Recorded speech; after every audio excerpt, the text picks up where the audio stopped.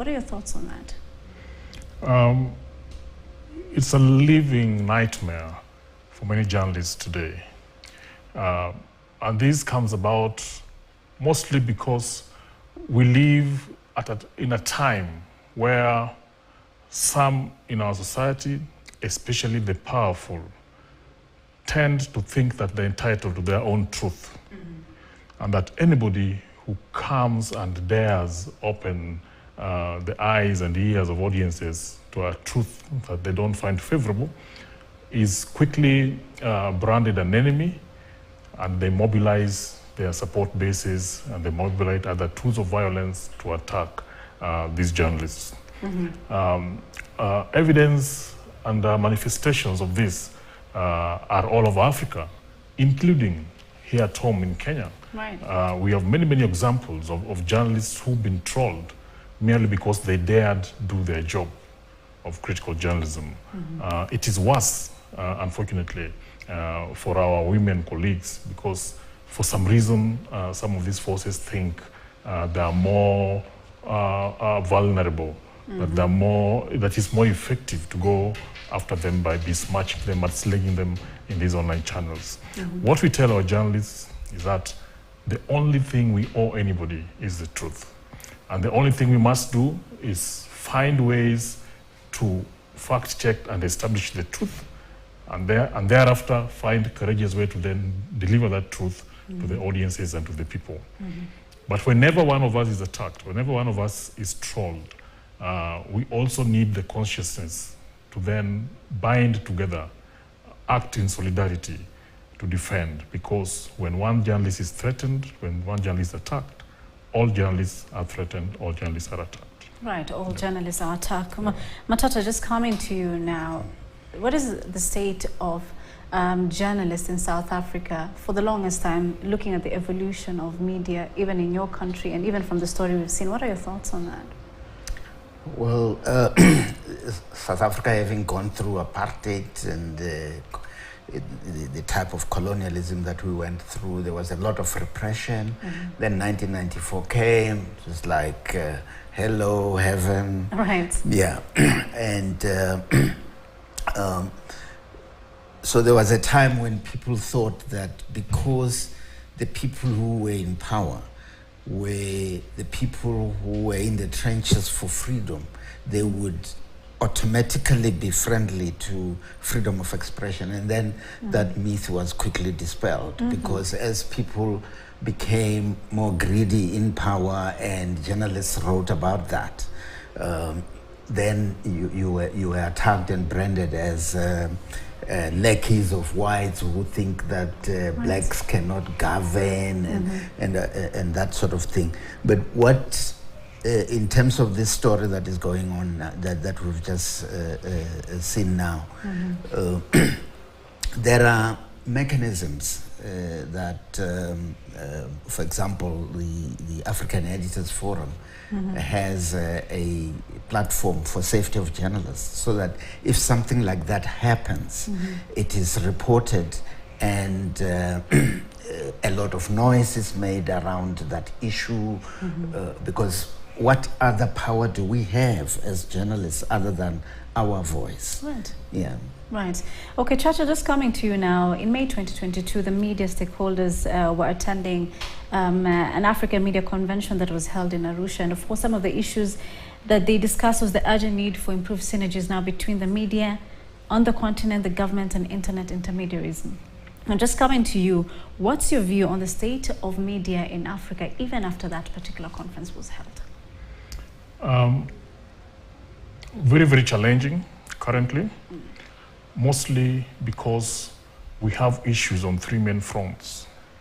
The first one is the fairly severe disruption that digital technologies is visiting on the media. For the best part, the media, especially in Africa, has been sustained through advertising. The reality is that somebody else today is better able to deliver for the advertiser. And this tends to be social media companies, tends to be big tech. So we find that a lot of the advertising revenues has moved that way, leaving the news media particularly fairly exposed. And today, in every single country in Africa, the news media is experimenting with various models to find new ways to monetize. It will take a while before many of them find the sweet spot. But in the meantime, our people still are deserving of credible, trustworthy information, and we must find ways to deliver it. So the tension between those two realities is an important one that we have to deal with today. The second critical issue that is then linked to that is the whole question of regulation. We live in a continent where, for the most part, those who are in power don't think that a strong critical media has a role in society. Yet we all know, as the colleagues at the Washington Post long held, that democracy dies in darkness. Where we don't have a strong media, that society eventually ends up paying the ultimate price in terms of organizing and human development in that space. So it is not just a duty of journalists, not just a duty of media managers, it is a duty of every single African citizen to find ways to ensure that in spite of all these challenges, we still have a credible and trustworthy media in our midst. It raises questions about how we may organize the media industry. It raises questions about how we may regulate media. Today, a lot of the media regulation on the continent is almost entirely based on a rights lens, a media freedom lens. But if you look at the challenges, many of those challenges facing media are economic. So we find that a lot of the foundational issues raising these challenges ends up being not addressed by the existing regulators.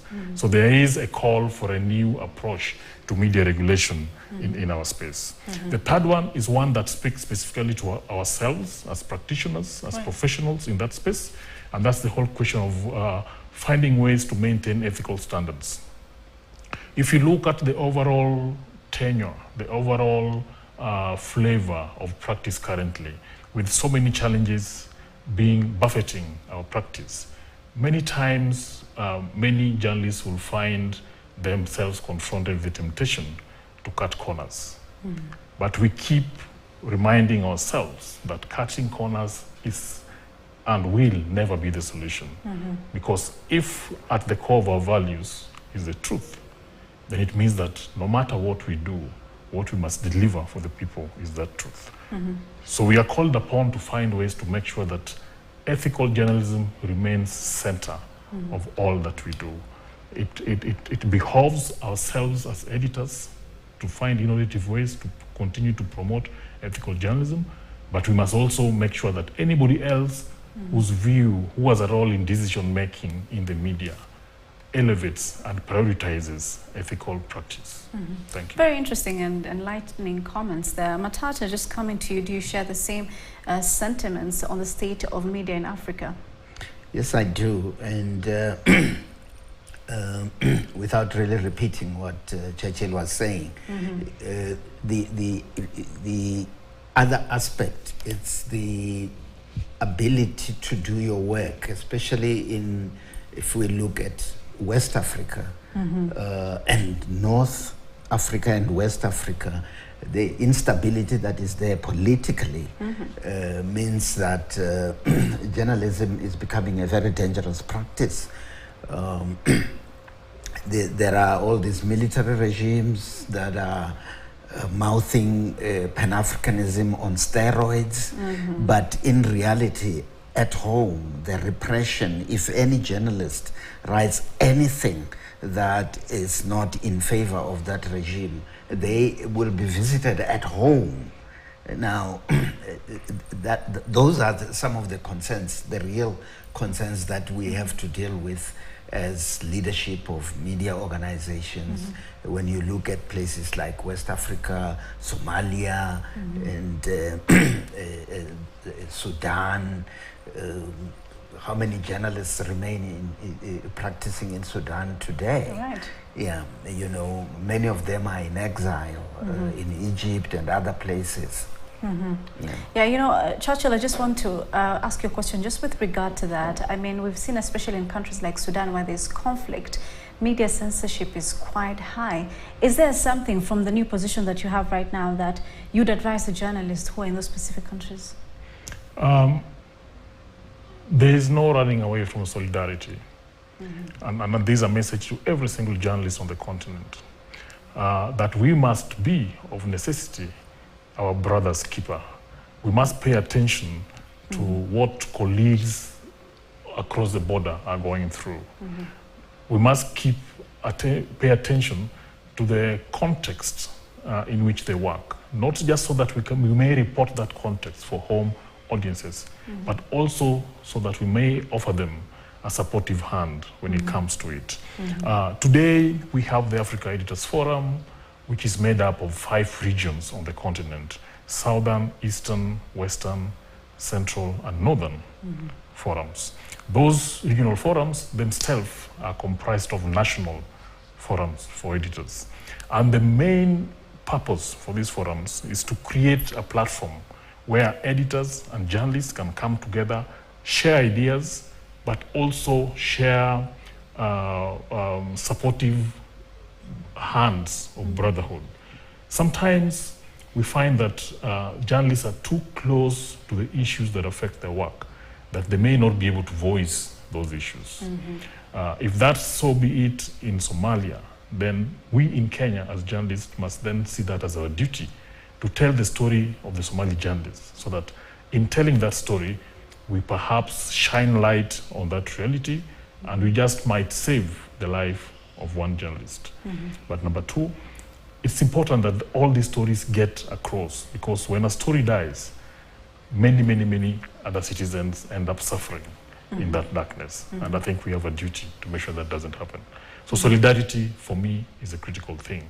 It might present in different ways, in different situations, in our different countries in Africa, but for as long as we commit to the value of truth, we'll always find ways to bind hands and to find a way to forge ahead. Right, that's an interesting perspective. Matata, coming to you now, let's focus specifically on South Africa. Is there media freedom in South Africa? Or is there any type of censorship in the South African media? No, it's on the surface, it's free. Yeah, there is no law that really prohibits people from doing things. There have been attempts by government to introduce laws, but there were huge oppositions, and they had to move back with all of that. But that doesn't mean that journalists are not faced with problems.